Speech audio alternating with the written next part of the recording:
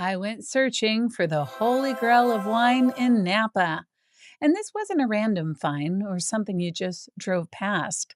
This visit was intentional. It started in Las Vegas at one of the most iconic steakhouses in the country, Hugo's Cellar, where their sommelier, John Simmons, poured a Napa label I had never heard of in Costa. We loved it so much that I had to ask, where is it? Who is it?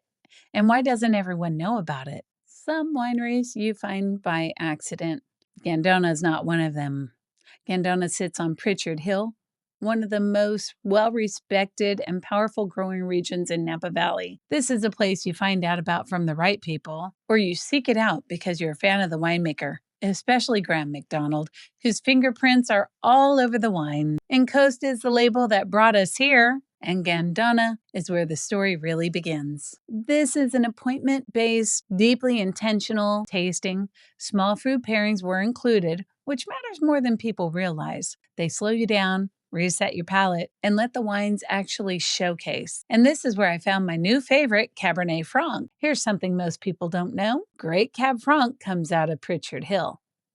It has structure, depth, and seriousness without losing the elegance. Gandona absolutely nailed it. An honorable mention goes out to Chapelet Vineyards, another Pritchard Hill producer doing incredible work with Cab Franc. Don't be misled into thinking I didn't enjoy the Cabernet Sauvignon.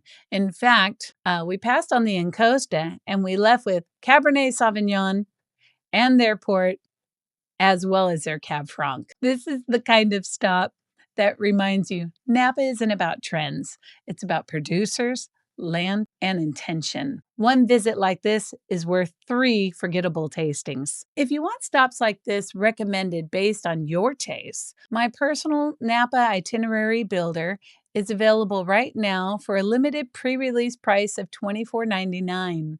Link is in the description. After a tasting like Gandona, lunch should feel grounded, not flashy. Our educator did one solid by recommending Charlie's. Charlie's is a true neighborhood spot. This is where locals, winemakers, and people who live here actually enjoy and sit down. We went real simple, soup and a sandwich, which was absolutely perfect after a structured tasting. And one of my favorite parts, seeing a familiar face at the bar, Jeremy. Because Napa is a small town, and that's when you know you're doing it right. This kind of lunch saves your palate and your wallet and keeps the day balanced. Not every meal needs to be a moment. Sometimes the best ones just let the day breathe. Now let's talk about dessert wine and clear up a huge misconception. Prager Portworks is a family-run winery specializing in fortified wines, and they've been doing it for decades. This is a Napa legacy. Not trendy, not flashy. They're just confident in what they do. Yes, dessert wines can go with dessert, but they don't have to. We enjoyed the small bites Prager offered, and the nuts were such a hit that I actually bought some to take home. Quick story, 25 years ago at least, Roxanne Prager was a client of mine, and she was expecting. Both Ange, her hairstylist, and myself were invited to her baby shower. What can I say? Relationships are built in a small town, and I was thrilled to be part of the celebration. Now, Old Lady Prager, Mom, as the boys called her when I was sharing this story, insisted that I try the new Aria, the white port they were serving. I didn't want to offend, but I didn't think I liked sweet wines. I didn't know any better. Delicious.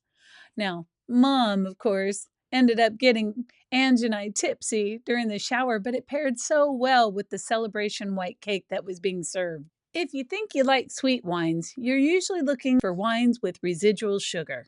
Not dessert wines. Dessert wines have depth, they're rich, they're fortified, and meant to be savored slowly, often instead of dessert. And yes, this is the place with dollar bills hanging from the ceiling. You're going to be hard-pressed to find a place for yours because they've been doing it so long. It's part of the charm and part of their legacy. Ending the day here feels intentional. It's slower, warmer, and deeply Napa. Here's the thing most Napa itineraries get wrong. They ignore the energy. This day works because it flows. Serious tasting first, comforting lunch, and a slow, sweet finish. no backtracking, and no palate overload. Bad planning costs you more than your money. It costs you your enjoyment. The right flow gives you confidence and lets each spot shine without competing. That's why I created the personalized Napa Itinerary Builder. It accounts for geography, pacing, and how the wine day actually feels. It's $24.99 for a limited time during the pre-release. Napa isn't hard. It just needs intention. Wine is never just about what's in the glass. From Graham McDonald's influence and the team at Gandona, to the familiar faces at the bar at Charlie's, to the family at Prager Portworks, Napa is built on relationships. When you choose places with history and heart, you walk away with a story, not just tasting notes. That's what makes a Napa day memorable, not the price tag. If Napa has ever felt overwhelming or inaccessible, it doesn't have to be. With the right information and intentional planning, you can experience Napa confidently and beautifully. Grab the personalized Napa Itinerary Builder while it's still just $24.99. No snobbery, just great wine. If this kind of intentional Napa experience is what you're into, you'll want to watch what I've linked next, because I'm taking you beyond the Napa usual spots into places most visitors wouldn't even consider. And don't forget to like, subscribe, and join me for more real Napa stories. I don't know if the Holy Grail exists, but I know how the right wine can make you feel.